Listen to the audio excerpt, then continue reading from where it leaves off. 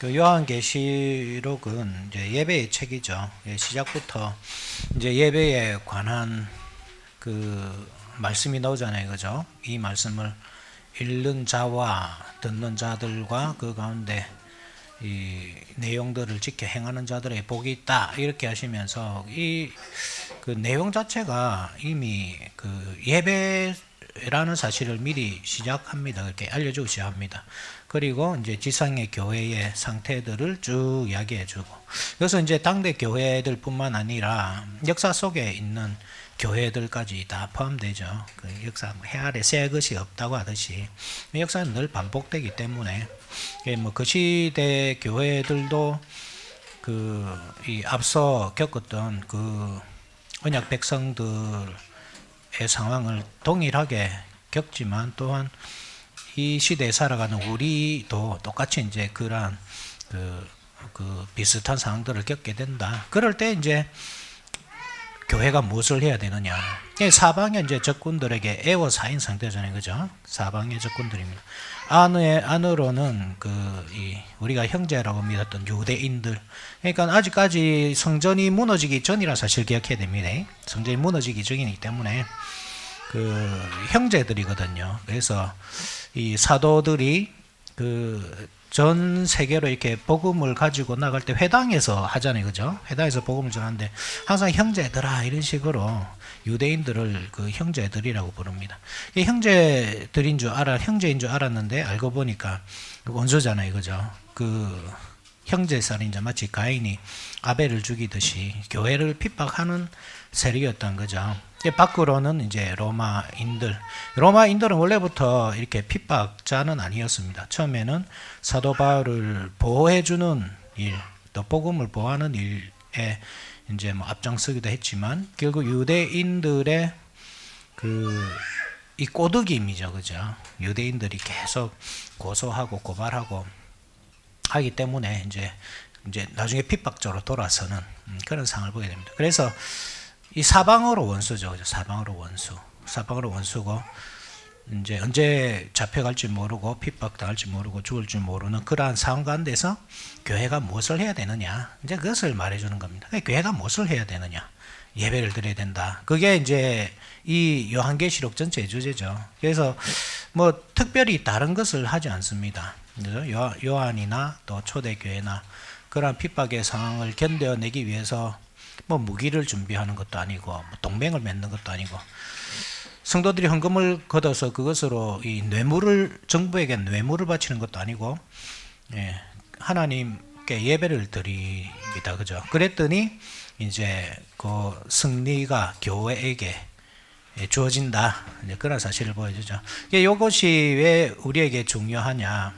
이러한 상황은 늘 교회가 겪는 상황이거든요. 항상 교회가 이 사람들에게 어떤 환영을 받을 것이다, 이렇게 생각하는 것은 조금 우리가 너무 큰 기대를 가지는 것이죠.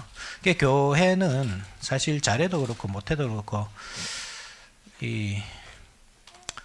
항상 환영받는 그런 공동체는 아닙니다. 그죠? 그럴 수밖에 없는 것이 항상 영적인 이 싸움이기 때문에 영적인 그 마귀 사탄이 가만히 두지 않죠. 그래서 한때 교회가 어떤 공적으로 인정받는 때가 있었고 또 국교로 인정받는 때도 있었지만 오히려 그때 더 힘든 상황이 펼쳐지잖아요, 그죠? 그때는 정부가 인정해주고 하니까 뭐 오히려 잘된 거 아닌가 싶지만 오히려 이 복음이 파괴되고 이 성도들이 더 타락하는, 교회가 엄청 타락하게 되는 그런 역사를 보게 됩니다. 오늘날 우리가 그 근대주의를 넘어서 이제 근대 그 포스트 모더니즘 시대, 그죠? 포스트 모더니즘 시대를 살아가지만 이러한 역사의 흐름들을 쭉 보면 이게 결국은 참 안타까운 것이 교회로부터 흘러오는 것을 보게 됩니다. 우리가 그 교회 역사를 배웠지 않습니까, 그죠? 누구냐?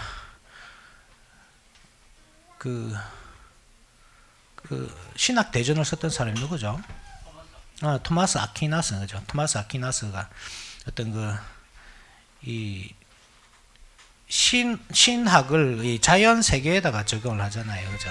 자연 세계에다 적용하고, 물론 우리 자연 세계와 우리 영적인 세계, 이것을 구분해서도 안 되고 또 구분할 수도 없지만, 이 사람은 특별히 이제 이 플라톤 제자, 아리스토텔레스 맞나? 이거 이름이 계속 헷갈리는, 맞죠? 그래. 플라톤이 이 천상의 세계에서 이제 실체를 찾으려고 했다면, 아리스토텔레스는 이제 땅에 있는 것에서 완전한 것을 이제 찾으려고 했잖아요, 그죠? 그래, 그것이 서양에서는 이 배척을 받고, 그래서 그것이 아라비아로 흘러와서 이슬람 사람들이 아리스토텔레스의 어떤 철학을 바탕으로 해서 과학 문명을 엄청 발전시키거든요. 그것이 이제 이 종교 전쟁 시대에 다시 역수출돼 가지고 다시 들어오고, 그러한 아리스토텔레스 철학을 바탕으로 신학을 한 사람이 이제 토마스 아퀴나스죠. 그서부터 이제 쭉 이 흘러놓는 신학들이 뭐냐 하면, 이 자연 세계를 이해하고자 하는 열망, 그것이 나중에 이 서양의 합리주의, 그죠? 계명주의까지 그렇게 연결이 됩니다. 나중에 종교개혁을 하다 보면 두 가지 부류가 나오잖아요. 하나는 기독교, 또 하나는 인문주의. 그죠? 처음에는 같이 갑니다. 루트와 에라스무스가 같이 가잖아요. 그죠? 같이 가다가 나중에 헤어지거든요. 이게 인문주의와 기독교가. 이 인문주의가 나중에 따로 이렇게 발전한 것이 이 근대주의 사상이잖아요. 근대주의였고, 또 근대주의는 그러니까 중세 시대에는 너무나 사람들이 가난하고 못 살고, 그런데 근대주의를 통해서 과학 문명이 막 발달하고 산업혁명이 일어나고 하니까 그때부터 사람들이 먹고 살만하게 된단 말입니다, 그죠? 모든 사람이 부자가 되지 않지만 어쨌든 부가 형성이 되고, 그러니까 이게 합리주의 속에 어떤 하나님의 은혜가 있겠다. 그래서 이 다른 길로 가죠. 어떤 복음을 통해서, 그리스도께서 주시는 그 복음을 통해서 얻게 되는 은혜, 영생, 그 길이 하나가 있고, 또 다른 길은 어떤 과학 문명의 발전을 통해서 얻게 되는 그죠?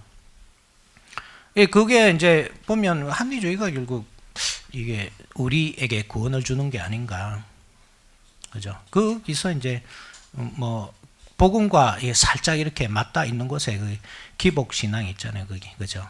그래서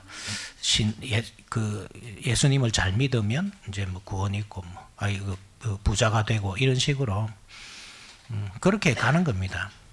이런 식으로 한번 보십시오. 이게 결국은 우리가 오늘날 복음에 아주 우리가 복음을 전하는데 어렵게 만드는 그러한 것들, 그것들이 결국은 다른 데서 나오지 않습니다, 그죠? 이 교회에서 교회의 어떤 잘못된 신학으로부터 이 모든 것들이 출발하게 되고, 그 성도들의 이 생각들을 미혹하죠, 그렇게, 그죠? 부자 되는 그것이 복음이 아닌가? 예수 잘 믿으면 부자 되는 것이 당연한 것 아닌가? 우리가 일상을 잘 살고 또 열심히 살다 보면 부가 형성되는 것은 당연합니다. 자본주의 사회에서. 그것을 부정하는 것이 아니고, 아예 그것을 어떤 우리가 추구해야 될 진리는 제쳐두고 부의 추구, 그것을 목적으로 삼는 겁니다. 그죠? 예수 신앙 이퀄 이제 부자 이런 식으로 하는 게 이제 문제죠. 그래, 교회가 이 사람들로부터 지지를 받고 정부의 지지를 받고 이 세속의 어떤 권력을 얻게 되는 거, 그게 복인가 할 때 절대 그렇지 않다는 사실이죠. 그렇지 않습니다. 그렇게 절대로 오지 않습니다. 중요한 것은 이 복음을 지키는 것이고 진리를 지키는 것이라고 할 때 그때는 이제 반대를 받을 수밖에 없고 세상 사람들에게 그리고 이 마귀 사탄이 통치하는 그죠? 마귀 사탄이 이 주인으로 있는 이 세상에서는 그 복음이 또 교회가 또 성도가 절대 환영받지 못한다는 사실. 그래서 교회가 그러면 그러한 사상 이 세상에서 이 사방으로 원수들에게 애워사임 당한 이러한 상황에서 교회가 무엇을 해야 되는가? 예배를 드려야 된다. 이제 이것이었죠. 지난 시간에는 우리 그 역대하 20장에서 한번 잡았습니다. 그죠? 요거 한번 찾아보고 갑시다. 우리 그 열왕기하 6장 한번 봅시다. 열왕기하 6장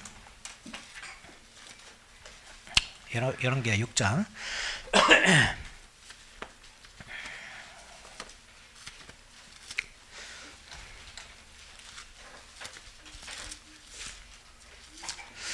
6장 15절 14절부터 한번 봅시다. 14절 아람 군대가 이스라엘을 침범했을 때 일어난 이야기이거든요. 14절에서 19절까지 한번 봅시다. 제가 한번 읽어볼게요. 열왕기하 6장 14절에서 19절 왕이 이에 말과 병거와 많은 군사를 보내매 그들이 밤에 가서 그 성읍을 에워쌌더라. 하나님의 사람의 사환이 일찍 일어나서 나가보니 군사와 말과 병거가 성읍을 에워쌌는지라. 그의 사환이 엘리사에게 말하되 내 주여 우리가 어찌하리까 하니 대답하되 두려워하지 말라. 우리가 함께 한 자가 그들과 함께 한 자보다 많으니라 하고 기도하여 이르되 여호와여 원하건대 그의 눈을 열어서 보게 하옵소서 하니 여호와께서 그 청년의 눈을 여심해 그가 보니 불말과 불병거가 산에 가득하여 엘리사를 둘러쌌더라. 불말과 불병거 이 천사들입니다. 천사들이 이제 막 둘러싸 있는 거 보이죠. 아람 사람이 엘리사에게 내려오매 엘리사가 여호와께 기도하여 이르되 원하건대 저 무리의 눈을 어둡게 하옵소서 하매 엘리사의 말대로 그들의 눈을 어둡게 하신지라. 엘리사가 그들에게 이르되 이는 그 길이 아니요 이는 그 성읍도 아니니 나를 따라오라. 내가 너희를 인도하여 너희가 찾는 사람에게로 나아가리라 하고 그들을 인도하여 사마리아에 이르니라. 사마리아에서 이제 눈을 밝혀 보니까 이 사마리아 군대에게 막 에워싸여 있다가 그래 이 이스라엘 왕이 그러자 이 아버지 그 선지자한테 이 사람을 죽일까요? 이렇게 하니까 죽이지 말고 잘 먹여서 돌려보내라. 이래서 잘 먹여서 돌려보냈더니 두 번 다시 이제 이스라엘을 이제 넘어오지 않았다. 이런 내용인데, 그러니까 눈에 보이지 않죠. 눈에 보이지 않는데 이 원수의 힘이 더 큰 것 같잖아요. 그런데 실제로 그 영안을 열어서 딱 쳐다보니까 그들을 둘러싸고 있는 이 수천의 그죠? 이 수만의 천사들, 그들이 이 교회를 호위하고 있는 것을 보게 되잖아요. 그들이 무엇을 하는가 하면 요한계시록을 이제 돌아가서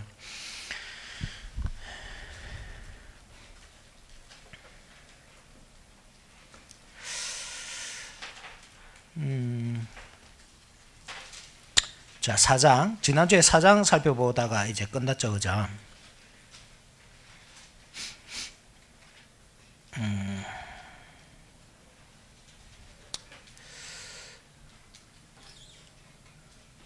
이게 천군 천사들이 어디 있지? 이 천군 천사라는 단어를 혹시 여러분 여기 4장에 보이십니까?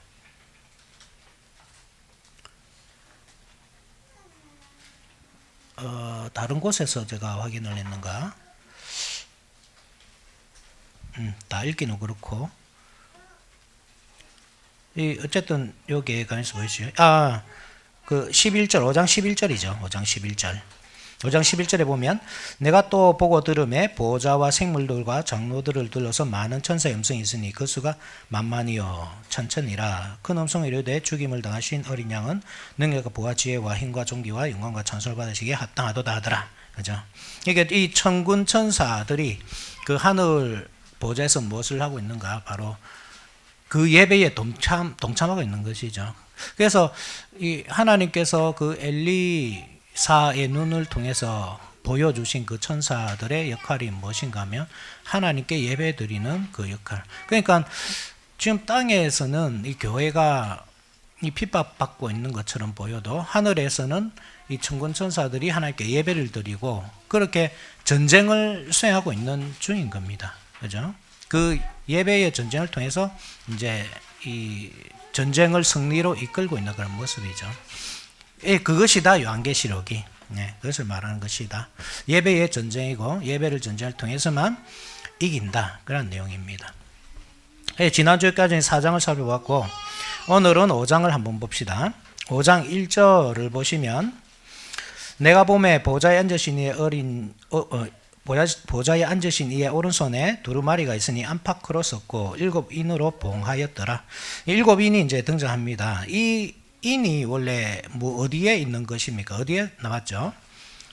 이 지난 시간에 그 예전에 한번 뭐 할 때 제가 말씀드린지 모르겠는데 그 다니엘서 보면 다니엘이 그죠? 그러니까 유대인들이 지금 포로 생활 중이잖아요. 포로 생활 중인데 이 포로 생활이 언제 끝납니까? 이렇게 물어봤을 때 하나님께서 그 역사들을 쭉 한번 보여주시고 그러니까 지금 이 70년의 어떤 포로 생활이 끝났다고 해서 이 완전히 회복된 것은 아니거든요. 그죠? 하나님께서 보여주시는 것이 언제 끝나느냐 하면 그 포로 생활에 더한 포로 생활, 그죠? 곱하기 3 이게 한번 봐야 됩니다. 이거 같이 한번 찾아봅시다. 다니엘서 다니엘서 12장 한번 보십시오. 12장 한번 봅시다. 1절에 그때에 내 민족을 호위하는 큰 군주 미가엘이 일어날 것이요 또 환란이 있으리니 이는 개국 이래로 그때까지 없던 환란일 것이며 그때에 내 백성 중 책에 기록된 모든 자가 구원을 받을 것이라. 여기 책에 놓죠, 그죠? 생명책입니다. 그 책에 기록된 모든 사람들이 구원받을 것이다. 2절에 땅의 티끌 가운데서 자는 자 중에서 많은 사람이 깨어나 영생을 받는 자도 있겠고 수치를 당하여서 영원히 부끄러움을 당할 자도 있을 것이며 지혜 있는 자는 궁창의 빛과 같이 빛날 것이요 많은 사람을 옳은 대로 돌아오게 한 자는 별같이 영원토록 빛나리라. 다니엘아 마지막 때까지 이 말을 간수하고 이 글을 봉함하라. 이 봉함하라는 거죠. 그죠? 여기 봉함하는 겁니다. 많은 사람이 빨리 왕래하며 지식에 달이라. 7절 내가 들은즉 세마포 옷을 입고 강물 위쪽에 있는 자가 자기의 좌우 손을 들어 하늘을 향하여 영원히 살아계시는 이를 가리켜 맹세하여 이르되 반드시 한때 두때 반때를 지나서 성도의 권세가 다 깨지기까지이니 그렇게 되면 이 모든 일이 다 끝나리라 하더라. 내가 듣고도 깨닫지 못한지라 내가 이르되 내 주여 이 모든 일의 결국이 어떻겠나이까 하니 그가 이르되 다니엘아 갈지어다 이 말은 마지막 때까지 간수하고 봉함할 것임이니라. 그러니까 이 봉함되어 있는 책이 지금 요한 앞에 나타난 겁니다. 그러니까 마지막 때가 이르는 겁니다. 10절에 많은 사람이 연단을 받아 스스로 정결하게 하며 희귀할 것이나 악한 사람은 악을 행하리니 악한 자는 아무것도 깨닫지 못하되 오직 지혜 있는 자는 깨달으리라. 매일 드리는 제사를 피하며 멸망하게 할 가증한 것을 세울 때부터 1290일을 지낼 것이며 이 1291이 그 430 곱하기 3이잖아요. 그죠? 그러니까 430년이 뭐냐 하면 이 애굽의 종살이거든요. 애굽의 종살이 또 뭐 정확하게 확인해 보는 게 좋겠죠. 출애굽기 12장 40절.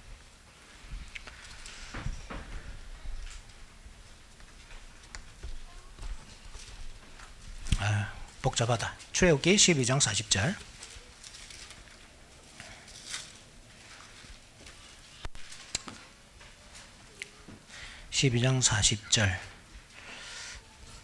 이스라엘 자손이 애굽에 거주한 지 430년이라. 그렇죠? 그러니까 430 곱하기 3이라는 것은 지금 70년의 포로 생활이 끝났지만 이 포로 생활이 더 있다 이 말입니다. 그렇겠죠? 계속 더 이어지는 겁니다. 그러니까 세 번이다 이 말은 그만큼 요 고기간이 길다. 그러니까 다니엘이 이제 포로 생활에서 뭐 물론 돌아갑니다. 하나님의 그 약속대로 그죠. 예루살렘으로 돌아갑니다. 이 이스라엘 백성들이 1차, 2차, 3차 그 포로 귀환을 통해서 돌아갑니다. 그렇지만 그렇다고 해서 회복되느냐? 그 끝날이 이르렀느냐? 하나님께서 봉함하라 한 그 두루마리가 펴질 때가 되느냐 하면 그렇지 않고 430 곱하기 3 그죠? 이 애굽의 포로 생활 같은 그 기간이 3번 더 지나야 된다. 예, 그러니까 엄청 긴 시간이죠. 그리고 또 보십시오. 12절에 기다려서 1335일까지 이르는 그 사람은 복이 있으리라. 기다려야 되는데 거기서 그러니까 430 곱하기 3에 또 45를 더한 기간을 더 기다려야 됩니다. 45는 뭐냐 하면 광야 생활과 가나안 정복 전쟁까지 다 합친 기간이 45일이거든요. 이것도 한번 찾아볼까요?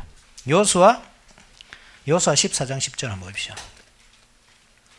여호수아 14장 10절.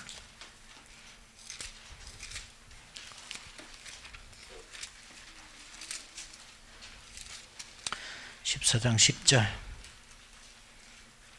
같이 한번 읽읍시다. 시작. 이제 보소서 여호와께서 이 말씀을 모세에게 이르신 때로부터 이스라엘이 광야에서 방황한 이 45년 동안을 여호와께서 말씀하신 대로 나를 생존하게 하셨사오나이다. 오늘 내가 85세로네. 그죠? 45년 동안 이 그 갈렙이 이제 자기가 땅을 차지하기 위해서 자기 지파에게 주어진 그 땅을 차지하기 위해서 이제 전쟁을 하러 가는데 자기 고백을 하는 거죠. 45년 동안 일한 일이 있었고 자기 나이가 85세인데 아직까지 기력이 막 생생하다 뭐 이런 식으로 전쟁에 나올 수 있다 이런 식으로 말한 거죠. 이러한 기간까지 다 지나야 이제 그때가 오는 거예요. 마지막 때. 그죠? 군주 미가엘이 임해야 됩니다. 군주 미가엘이 임해야 되는데 그 군주 미가엘은 이렇게 430 곱하기 3 430 곱하기 3 더하기 45 그만한 기간이 지나야 되는 겁니다. 그죠? 그러니까 지금 이 요한이 이 봉인이 열리는 장면을 목격한단 말입니다. 그렇게 닫혀있던 봉인을. 그러면 지금 그때가 언제란 말입니다. 그 시간이 이제 다 흐른 겁니다. 이게 포로 회복과 여러분 관련 걸 알겠죠, 그죠? 포로 회복. 그래 항상 여러분들 이 성경을 읽을 때, 우리 로마서를 읽을 때도 그렇지만 이 출애굽 모티브로 읽는 것 이게 참 중요합니다. 그러니까 예수님께서 우리를 새 모세시거든요. 예수님이 새 모세로서 우리를 출애굽시키신단 말입니다. 물론 물리적으로 우리가 종살이는 아니죠. 그렇지만 어디서부터 종살입니까? 죄된 옛 삶에서 종살이잖아요. 그죠? 죄된 옛 삶에서 종살인데 거기서부터 우리를 이끌어내신다. 그 기간이 얼마냐? 430 곱하기 3. 그리고 이제 그 기간이 끝난 겁니다. 끝나고 이제 정복전쟁이 시작되죠. 정복전쟁이 언제 시작되죠? 사도행전이 정복전쟁이잖아요. 그러니까 여호수아는 칼로서 이 가나안 땅을 정복하고 거기 나라를 세우지만 이 사도들은 그죠? 복음으로 정복하잖아요. 그 기간이 끝나는 겁니다. 그 기간이 끝나면 어떤 일이 일어나느냐? 마지막 심판이 일어나는 거죠. 인봉이 뜯어지고 심판이 시작되는 겁니다.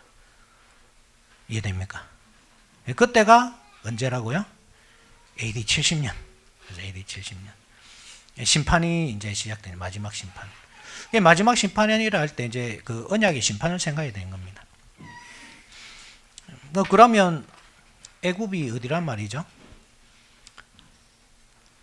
애굽이 어디입니까? 모세가 10가지 재앙으로 그죠? 이 애굽을 심판하잖아요. 그처럼 예수님은 여러 가지 그 재앙들을 이 7가지 이 심판을 통해서 7인, 7나팔, 또 7대접을 통해서 심판하시는 겁니다. 그 애굽이 어디라고요? 당연히 이스라엘이겠죠. 이 개념을 잘 가지고 계셔야 됩니다. 영적으로 애굽입니다. 이 이스라엘이. 예수님께서 이스라엘 백성 그러니까 예수님께서 오셨을 때 헤롯이 예수님을 죽이려고 하실 때 예수님께서 애굽으로 도망치시잖아요. 그때 말씀이 내 아들을 애굽에서 불러내었다 함을 이루려 함이라. 그러니까 예루살렘에서 나온 건데 그것을 애굽에서 불러내었다. 그 실제로 애굽의 어떤 바로가 그러잖아요. 자, 이스라엘의 남자아이들을 다 죽이잖아요. 모세를 죽이기 위해서. 그죠? 그것처럼 예수님을 죽이기 위해서 2살 이하의 남자애 다 죽이잖아요. 헤롯이. 영적으로 애굽인 겁니다. 요한계시록 11장 보십시오.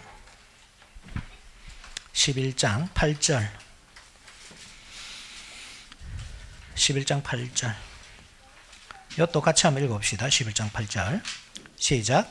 그들의 시체가 큰 성 길에 있으니 그 성은 영적으로 하면 소돔이라고도 하고 애굽이라고도 하니 곧 그들의 주께서 십자가에 못 박히신 곳이라. 애굽 맞죠? 그죠? 예수님께서 십자가에 못 박히신 그 예루살렘이 애굽입니다. 영적으로 애굽입니다. 출애굽 사건과 관련이 있다 이 말입니다. 계속 430년 종살이 하던 그 시기를 떠올리게 하고 정복 정쟁에 떠올리게 하고, 그죠? 애굽의 바로가 봤던 이 재앙 10가지 재앙 심판을 떠올리게 하는 것. 그것이 요거다 요 말입니다. 그죠? 그러면 이 두루마리도 뭐 그것과 관련이 있겠네요. 그렇겠죠? 우리가 다니엘서에서 그 두루마리가 봉인되는 장면을 목격하였지만 조금 더 그 장면을 선명하게 이해하기 위해서 우리가 이 출애굽기를 한번 봐야 됩니다. 출애굽기 17장 한번 봅시다. 출애굽기 17장.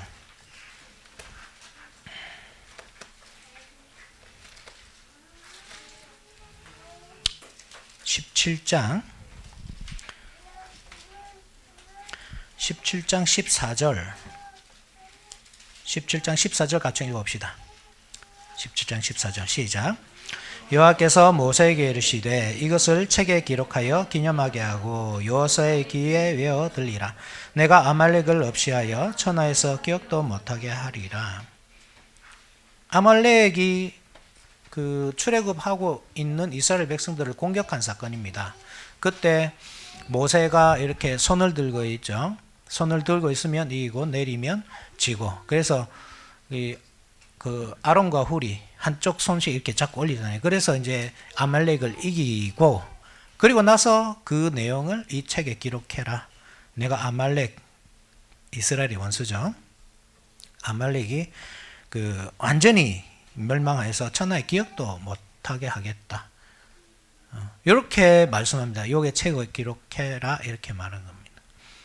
그러니까 요 사건이 기억나는 거죠. 출애굽 사건이라고 할 때 교회가 옛 언약 백성 이스라엘에서 나왔는데 이 교회를 계속 공격하는 무리들이 있잖아요.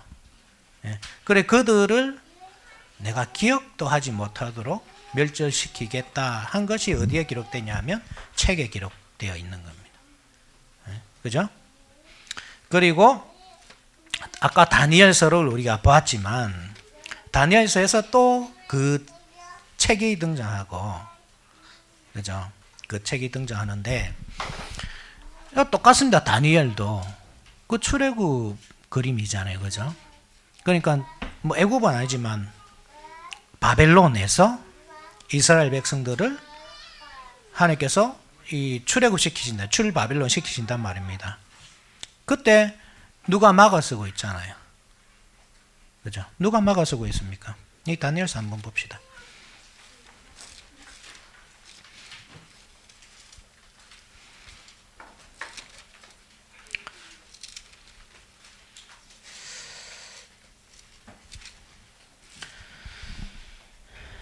(10장 13절) 한번 보십시오. 10장 13절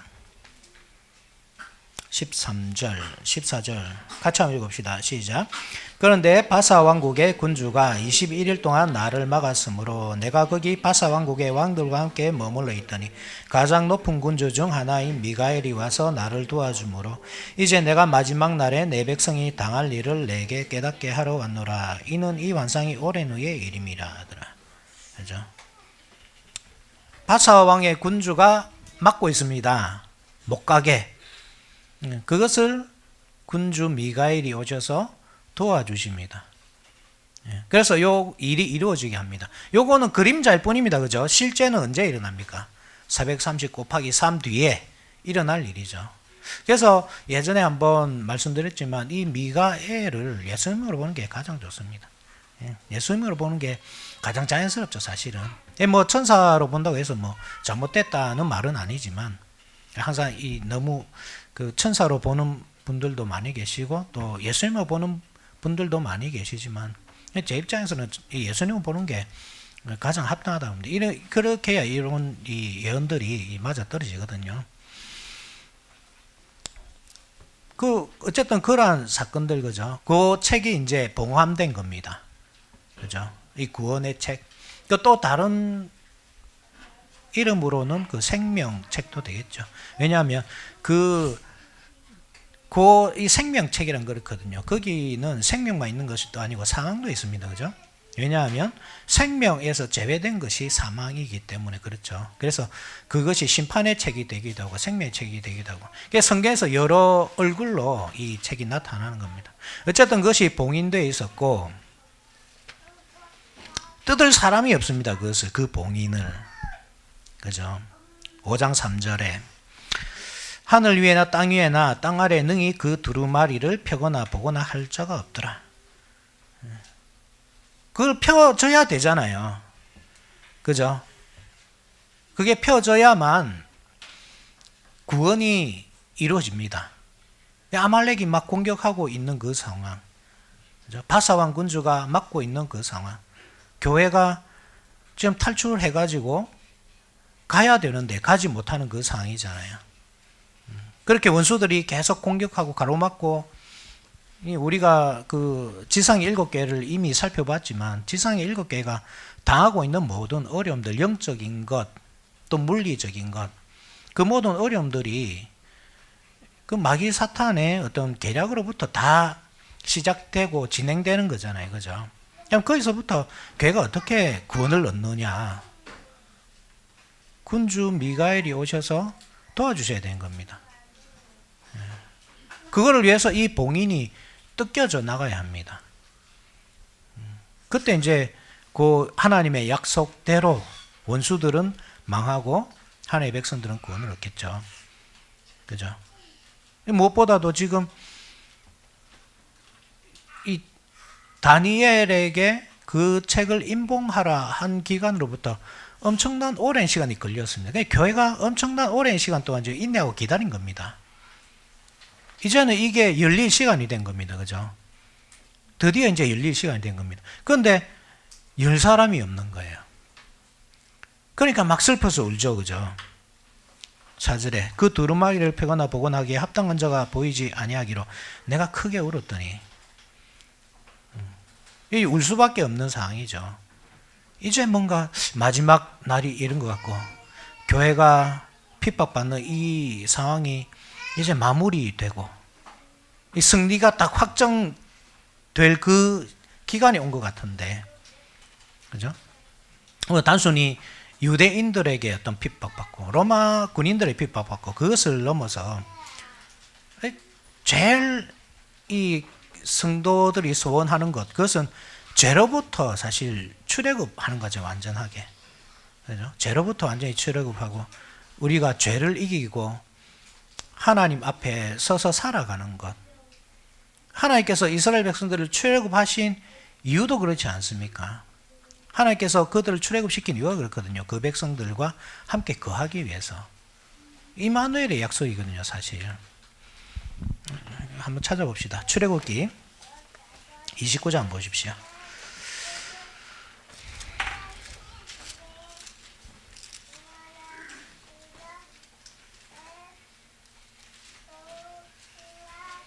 출애굽기 29장 46절 한번 보십시오. 46절. 29장 46절 같이 한번 읽어봅시다. 시작. 그들은 내가 그들의 하나님 여호와로서 그들 중에 거하려고 그들을 애굽 땅에서 인도하여 낸 줄을 알리라. 나는 그들의 하나님 여호와니라. 이 하나님께서 이스라엘 백성들을 이끌어낸 이유입니다. 하나님께서 그 백성들 가운데 살고자 하신 겁니다. 목적이. 이스라엘 백성들이 죄로 가득하다. 이 목적이 이루어집니까? 죄가 먼저 사해져야 되는 겁니다. 성령께서 우리 가운데 오셔서 우리를 집으로 삼으시고 성전으로 삼으시고 가신다. 참 은혜로운 이야기지만 그 이전에 무엇이 있어야 됩니까? 죄사함이 먼저 있어야 되잖아요. 그래서 예수님께서 돌아가신 것이잖아요. 그죠? 예수님께서 돌아가시고 우리 죄를 사해 주시고 그런 우리가 그 죄상을 받았을 때 성령께서 우리 가운데 임하시고 우리와 함께 계시는 그 임마누엘의 약속이 성취되는 거거든요. 출애굽의 그림으로 보면 이런 이 그림들이 눈에 보이죠. 그죠? 이게 중요한데 그 어떻게 우리가 죄를 이길 수 있느냐? 그죠? 우리로서는 불가능하고 그러니까 계속 가로막히고 원수에게 패하고 누가 와야 되는 겁니다. 미가엘이 와야 됩니다. 군주 미가엘이 오셔서 구원해 주셔야 하는 겁니다. 새로운 여호수아, 여호수아가 아말렉을 이기듯이 새로운 여호수아, 예수 그리스도가 오셔야 되고 미가엘이 오셔야 되고 그래야 구원이 완성되는 겁니다. 그게 안 되니까 이제 막 울은 겁니다. 아, 이게 어떻게 된 일이냐? 지금 이 다니엘이 임봉하라 하고 이만큼 긴 시간이 흘렀고 또 교회는 계속 이 고난 가운데 있고 그럼 이 기간이 더 길어져야 되는가? 그때 이제 이 소망의 말씀이 주어집니다. 그죠? 5절에 장로 중에 한 사람이 내게 말하되 울지 말라. 유대 지파의 사자 다윗의 뿌리가 이었으니 그 두루마리와 그 7인을 떼시리라 하더라. 예수님께서 승리하셨다. 그죠? 그래 미가엘이 다니엘서에 보면 완전히 승리의 왕으로 나타나시잖아요. 그죠? 승리의 왕으로. 그를 가로막고 이스라엘 백성들을 가로막고 있다는 거예요. 그 바사왕 군주를 이기는 그 승리의 왕으로 나타납니다. 그런데 실제로 예수님은 죽임 당하신 어린 양이시잖아요. 그 마치 패배한 것처럼 보이잖아요. 그런데 그것이 사실은 승리의 모습이다. 죄를 정복한 모습이잖아요. 그죠? 그래서 그 예수님께서 이제 임봉을 떼실 것이다. 임봉을 떼심으로써 원수는 완전히 파괴되고, 맞아. 옛날 하나님께서 모세에게 약속하셨던 것처럼 그 책에 기록된 그 내용, 원수가 영원히 기억되지 않을 만큼 파괴될 것, 망할 것, 그죠? 그 약속이 성취되는 겁니다. 임봉이 떨어짐으로써.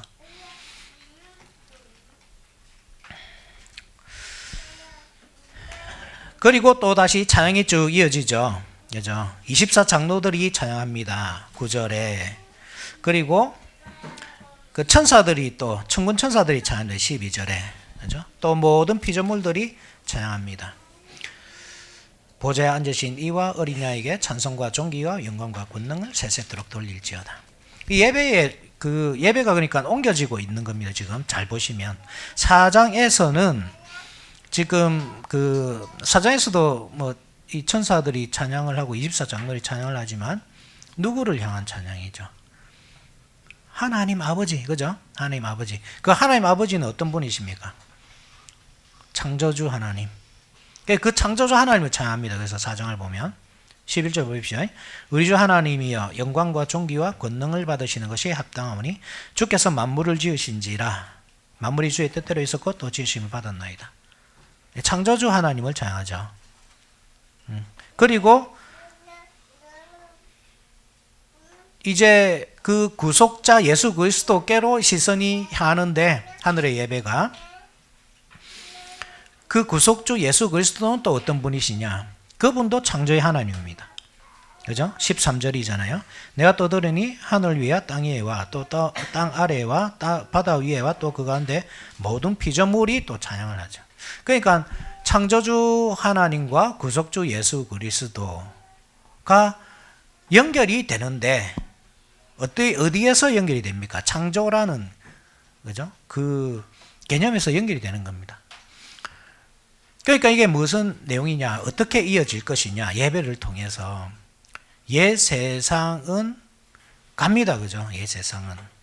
그러니까 우리가 계속 요한계시록을 읽으면 항상 그 자연 만물의 파괴, 하나님께서 최초에 만드신 이 세상의 파괴, 그것을 이제 중점으로 보게 되거든요. 그래서 하늘에서 별이 떨어지고 막 그렇게 하면 이제 이 자연 세계가 다 무너지는구나, 뭐 지진이 나고 이렇잖아요. 그러니까 자연 세계가 무너지는구나 하는데 그것이 아니고 이게 언약의 심판과 관련이 있다, 이것이.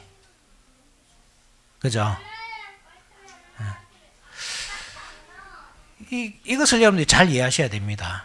왜 하늘과 땅, 이것이 그 언약의 심판과 관련이 있냐 하면, 땅과 하늘이 바로 그 첫 번째 언약의 증인들이거든요. 하늘이여 들으라, 땅이여 귀를 기울이라. 하늘과 땅을 소환하잖아요, 언약을 맺으면서. 그죠? 이것들이 언약의 증인들입니다. 그래서 이 하늘이 떠나가고 땅이 이 종이축처럼 말리고 이러한 그림들이 뭐냐면 그 첫 번째 언약의 증인들이 사라지는 거거든요. 그리고 두 번째 언약이 나타난 거죠. 새 언약, 예수 그리스도로 말미암아 나타난 언약. 그래서 예수님이 세우시는 그 언약이 뭐냐 하면 새 창조입니다. 새 창조. 앞으로 이제 계속 살펴보겠지만 하늘에서 별이 떨어지는 것, 별이 떨어지고 하늘에 뭐 해와 달이 뭐 총단같이 검어지고 이런 것들이 실제로 어떤 하늘의 해와 달과 별들이 떨어지는 것이 아니라, 이 내용을 볼 때 하늘의 해와 달과 11별이 요셉에게 절을 하죠. 그죠? 아브라함의 후손이 하늘의 별과 같을 것이다, 이렇게 하죠. 그러니까 그 하늘에서 해와 달과 별들이 떨어지고 색깔이 변하고 이런 그 과정들이 다 뭐냐면 옛 언약의 백성들이 심판받는 모습이란 말입니다. 이것을 구약 성경과 연결하면 사실은 별로 어렵지 않아요. 그런데 왜 우리가 어렵냐, 이게 나중에 정말 무섭겠다, 이렇게 하늘에서 해가 떨어지고 별이 떨어지고 하면 아이고 우리가 어떻게 살겠냐, 왜 이렇게 쉽게 생각하는데, 그거보다는 먼저 성경에 기반해서 이 요한계시를 봐야 되잖아요. 그죠? 구약 성경을 기반해서 볼 때에 그렇게 어렵지 않습니다. 그렇게 연결을 하시면 됩니다. 그죠? 어쨌든 간에 그래서 옛 세상은 물러갑니다. 이렇게 4장에서 찬양받던 그 하나님이 만드신 그 옛 세상은 물러가고 새 세상이 옵니다. 예수님께서, 어린 양께서 새롭게 이제 새 하늘과 새 땅을 만드실 것입니다. 새 언약입니다. 그죠? 자, 그렇게 해서 이제 6장으로 넘어갑니다. 6장으로. 6장부터 7인이 나오죠. 7인. 7인, 7 나팔, 7 대접, 이런 식으로 쭉 연결되는데, 이것도 하나 예배의 순서다. 그죠? 예배의 순서. 7인이 뜯어지는 것은 그 말씀이 이제 선포되는 겁니다. 저 말씀이 선포되고, 7 나팔은 이제 설교가 진행되는 거죠. 설교.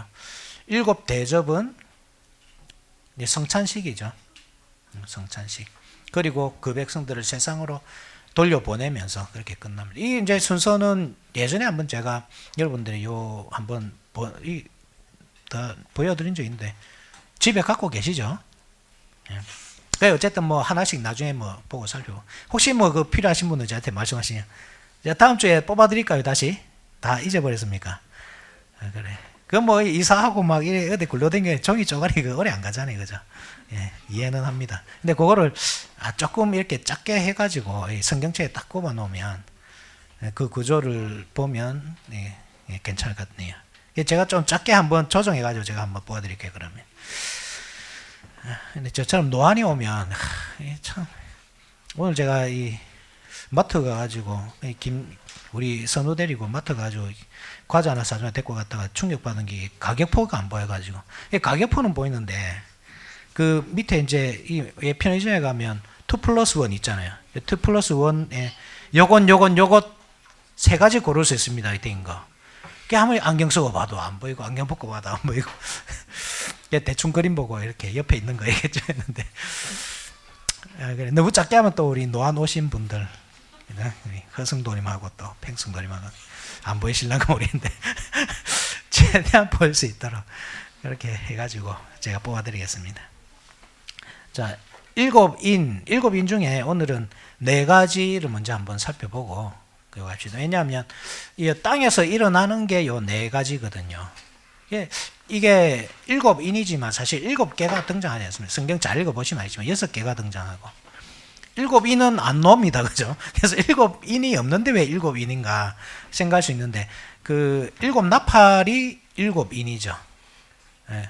그러니까 첫 번째, 두 번째, 세 번째, 네 번째, 다섯, 여섯 번째 인이 뜯어지고 일곱째는 뭐냐면 일곱 나팔입니다. 일곱 나팔도 보면 또 일곱 번째가 없어요. 그래서 첫 번째, 두 번째, 세 번째, 네 번째, 다섯 번째, 여섯 번째, 일곱 번째 나팔이 일곱 대접입니다. 그런 식으로 이렇게 연결이 쭉 되거든요.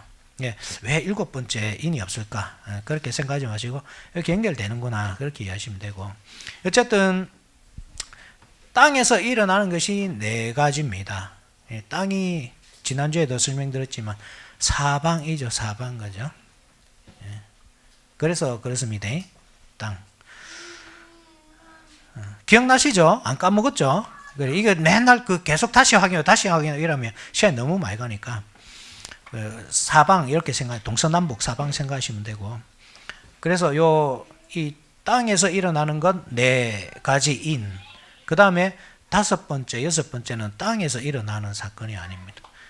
정인들이 나타나거든요. 죽임을 당한 정인들. 다섯 번째 인은 그죠? 죽임 당한 정인들이 땅에 있을 리가 없잖아요. 그들이 막 신원합니다. 하나님께 원수 이 보복을 해주셔서 이렇게 하는 것. 그것이 하나의 인입니다. 그죠? 이 심판, 옛 언약 백성들을 심판하는 그 인입니다. 옛 언약 백성들이 무엇을 했습니까? 의인 아벨의 피로부터, 그죠? 성전 제단에서 죽인 바라가의 아들 사가랴의 피까지 너희가 갚으라 할 때, 이스라엘 백성들, 옛 언약 백성들이 했던 게 그거잖아요. 순교자를 계속 생산하잖아요. 그죠? 그 순교자들이 보복을 이야기하는 것, 우리의 죄를 갚아주셔서, 신원해 주셔서 하는 것이 바로 그들을 죽인 이 배교의 역사, 그 백성들이죠. 그죠? 그러니까 그 이스라엘 백성들, 옛 언약 백성들이 심판을 받는 겁니다. 그래서 나중에 다섯 번째 은에서 이제 조금 더 살펴보고, 근데 첫 번째 인, 두 번째 인, 세 번째 인, 네 번째 인이 나오는데 이제 그 생물들이 첫 번째 생물, 두 번째 생물 이렇게 나오죠, 그죠? 이 생물들은 여러분 앞에 이미 한번 나왔습니다. 7절, 그죠? 6절, 7절 한번 봅시다. 6절, 7절.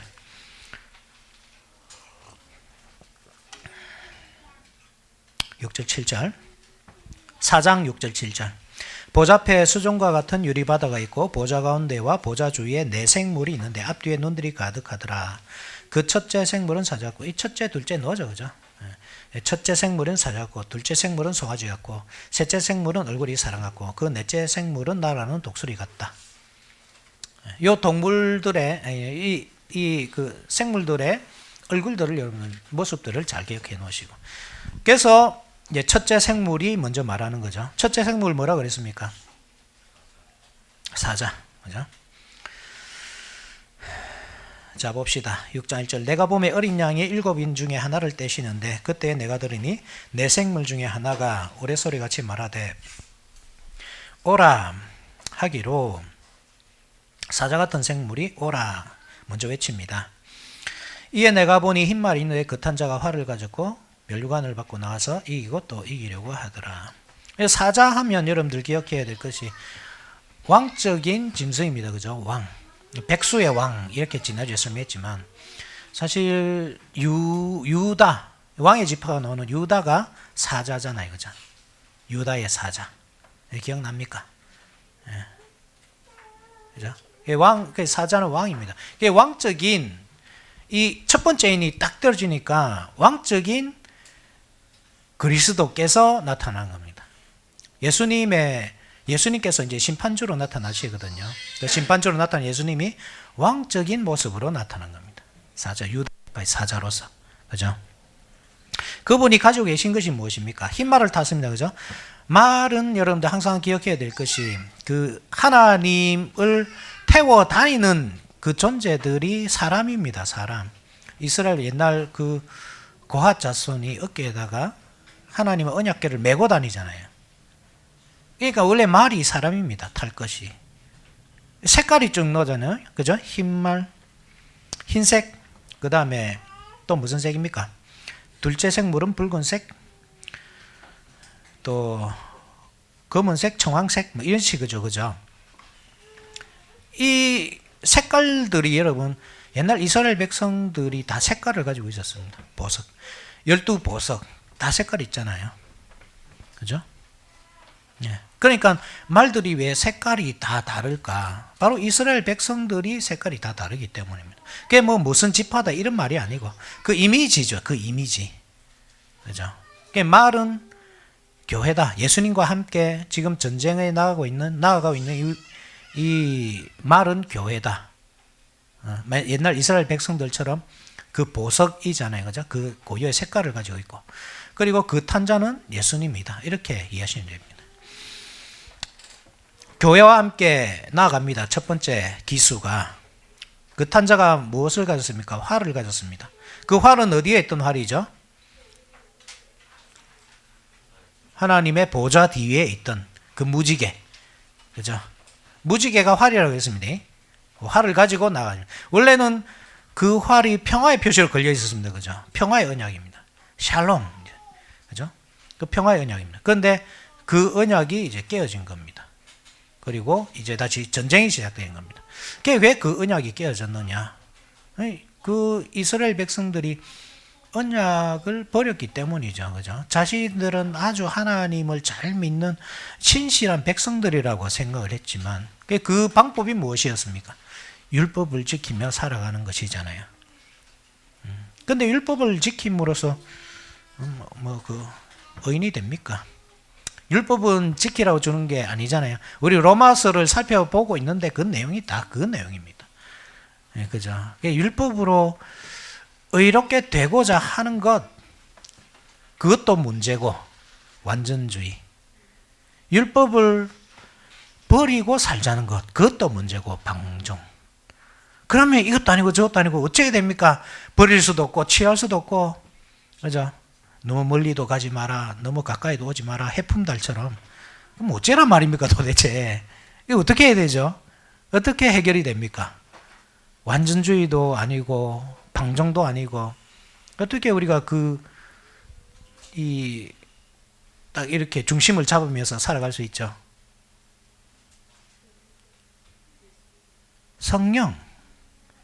성령으로 해결된다 했잖아요. 성령으로.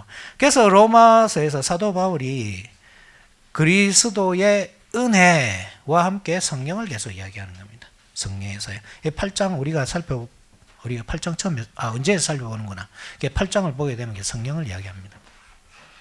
성령으로 우리가 할 수 있는 겁니다. 율법은 우리가 행할 수 없습니다. 그죠? 우리의 옛 사람으로서는 행할 수 없습니다. 그래서 우리의 죄를 깨닫고 구원자를 기다려야 되고, 그 구원자를 기다렸더니 구원자께서 우리를 구원해 주시는데, 물론 우리를 하나님의 영원한 심판으로부터 구원해 주시죠. 동시에 죄로부터도 구원해 주시거든요. 그죠? 죄의 종살이에서 구원해 주셔서 원래는 우리가 율법을 행할 수 없죠. 그 성령으로 말미암아 이제는 그 율법을 행하면서 선한 삶을 살면서 살 수 있도록 의식법, 도덕법, 그 다음에 제사법 이렇게 있다고 할 때 의식법과 의식법과 시민법이죠. 제사법, 의식법 같은 말이니까. 제사법과 시민법이 있다고 할 때 그 예배 속에 잘로가 있다고 했잖아요. 그죠? 그러니까 우리가 버리는 게 아닙니다. 도덕법 우리가 버립니까? 사나이지 말라, 도둑질 하지 말라. 우리가 버립니까? 그 율법을. 지키면서 행하면 살이 되잖아요. 그래, 나 살인 안 하고 살았다. 막 이렇게 자랑하고 있는데 예수님이 뭐라 합니까? 야, 형제를 내라가라 하는 자마다 다 살인한 자다. 왜 어떻게 지킬 방법이 없는 거죠. 그 말씀을 딱 듣는 즉시. 우리 마음속으로 늘 형제에 대해서 라가라 하고, 욕하고, 그죠? 그래 하잖아요. 늘 살인을 저지르잖아요. 율법을 버리는 게 아니고 행해야 된다고 할 때, 행하면 또 율법주의인데, 그럼 어떻게 해야 되냐? 이 성령으로 가는 겁니다. 성령으로. 그죠? 근데 성령의 해결의 책이 있는 겁니다. 어쨌든 유대인들은 자기들이 그 율법, 그죠? 그 표면적으로 그 문자적으로 지키는 그것 때문에 자기들이 의롭다 생각하고 하나님의 백성이라 생각하지만 하나님은 그렇지 않다는 사실을 보여주는 거죠. 그래서 심판하시는 겁니다. 그죠? 무지개 화를 가지고 심판하십니다. 둘째인을 떼실 때 내가 둘째 생물이 말하면 둘째 생물은 무엇이었죠? 기억납니까? 그죠? 송아지. 송아지는 제사장, 그죠? 제사장. 왜 제사장일까요? 이 제사 드릴 때 가장 대표적인 짐승이 소입니다. 소가 가장 귀한 제사 제물이죠. 소가 가장 귀하고 그 다음에 소를 바치지 못할 형편에 있는 사람이 어린 양이나 뭐 염소나 그것도 안 되는 사람은 집비둘기, 그것도 안 되는 사람은 삿비둘기. 집비둘기는 그래도 조금 재산이 조금 있는 사람이 그것마저 없는 사람은 산에 가서 잡아오는 정성만 있으면 되는 겁니다. 이게 그 제사 제물이 소, 뭐 양, 그다음에 이 비둘기 이런 식으로 차등이 있지만 그렇다고 하나님께서 그 제사를 차등 있게 받으시지 않거든요. 산비둘기를 바쳐도 그 죄를 사해 주십니다. 그죠? 정성이죠, 정성. 중요한 것은. 어쨌든 소가 가장 귀한 제물입니다. 돈만 있으면 소로 드린 게 가장 좋습니다. 하나님께 내 정성을 가장 잘 보여주는 겁니다. 그래서 소가 뭐냐면 제사장적인 거. 이해됩니까? 그래서 제사장적인 예수님이 나타나시겠죠. 앞에서는 왕적인 제사장. 그래서 활을 가졌지만 동시에 면류관을 가지고 있잖아요. 그죠? 둘째인을 떼실 때에 이제 송아지 형상의 생물이 오라 하니까 붉은 말을 타고 나타납니다. 그 탄자가 허락을 받아 땅에서 화평을 제하여 버리며 서로 죽이게 하고 또 큰 칼을 받았습니다. 화평이 제사장하고 어떤 관계가 있습니까? 그렇죠. 제사장 역할이 그렇잖아요. 제사장이 제사를 드릴 때 화목이 일어나요. 화목. 하나님과 사람 사이가 화목해야 되잖아요. 그죠? 화목 제물이 있듯이 번제를 드리고 그 번제 위에 화목제를 불태우듯이 그렇게 드리면 하나님과 화목이 되고 화목제가 또 화목제물이 여러분 어떤 기능이 있습니까? 화목제물을 예를 들어서 소를 바쳤다. 그걸 한 일주일 한 달 얼마나 먹겠습니까, 여러분? 여러분 가족들만 딱 먹는다고 하면 여러 달을 먹어야 되는데 소 한 마리 먹으려면 여러분 정말 힘듭니다. 그렇겠죠? 그런데 그 제사법에서는 이걸 먹어쳐야 되거든요. 그죠? 며칠 만에, 하루 만인가 이틀 만인가 먹어쳐야 되거든요. 그러면 어떻게 합니까? 그러니까 이것은 이웃을 다 초청해야 됩니다. 화목 제물은 사실 내 혼자서 드릴 수 없는 겁니다. 그래서 이것을 먹여치울 수 없기 때문에 버릴 수도 없습니다. 먹어치워야 됩니다. 그래서 이웃들과 같이, 그래서 하나님과 화목이 일어날 때 이웃들과도 화목이 일어나는 겁니다. 그게 제사장의 사역입니다. 그래서 화목이라는 것이 그것을 제하여 버린다. 이게 뭔 말입니까? 제사장들이 열심히 제사를 드리고 있습니다. 이스라엘에서. 그죠? 지금 이 7교회, 땅에 있는 7교회는 예배를 드리고 있는데 이스라엘 백성들은 예루살렘 성전에서 제사를 드리고 있습니다. 하나님과 우리가 화목하게 되었다 이래 생각합니다. 그런데 화목이 일어납니까? 아니긴 하잖아요. 하나님이 전쟁을 하시는 겁니다. 화목하게 하는 것이 아니고. 그죠? 그런데 교회는 뭐가 있습니까? 교회는 오히려 화목이 일어나죠. 하나님과의 화목이지만 우리끼리도 화목이 일어납니다. 예배를 드릴 때. 성도의 교제입니다. 화목이 없는 교회가 가끔 있습니다. 그죠? 여러분 화목합니까? 마음속으로. 실제로 여러분들 성도들을 사랑하고 하나님 사랑한다고 우리는 충분히 말할 수 있죠. 하나님은 내가 뭐 어찌할 수 없는 존재이기 때문에 미워할 수가 없잖아요. 그래서 뭐 어쩔 수 없이 굴복한다 합시다. 여러분 우리 이웃들도 그 정도로 사랑할 수 있을까요? 나보다 낮게 여기면서. 참된 예배가 있는 곳에는 화목이 있습니다. 화목이 없다. 성도의 교제가 이루어지지 않는다. 그것은 바른 예배가 없다는 뜻입니다. 우리 공동체가 만약에 이 예배 끝나고 늘 싸운다. 그죠? 그러면 우리가 올바른 예배를 못 드리는 공동체입니다. 그런데 우리는 늘 화목한데 이 중에서 어떤 사람이 화목하지 못하는 사람이 한 사람이 있다. 그 사람은 예배를 안 드린 사람입니다.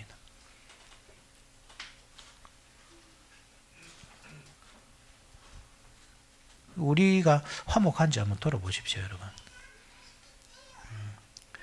우리 가족 간에도 마찬가지입니다. 예배 교회 와서는 막 잘 지내다가 집에 와서 막 싸우는 분들이 있죠. 그죠?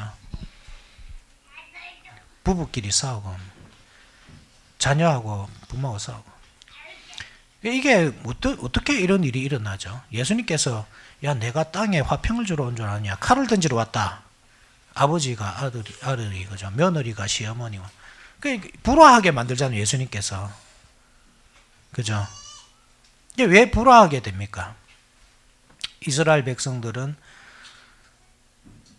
자기들의 어떤 하나님, 자기들이 생각하는 그 신앙을 가지고 신앙생활을 하고 있는데 그리스도인들이 나타나서 가족 중에 그런 사람이 나타나죠. 그죠? 가족 중에 그런 사람이 나타나서 나는 그리스도가 구주로 생각합니다. 그러니까 불화하게 되는 겁니다. 그렇게. 이 공동체 가운데서. 그래서 성도들이 막 쫓겨나게 되는 거죠. 그죠? 이게 뭐냐 하면 이 바른 예배가 아니란 뜻입니다. 그것이.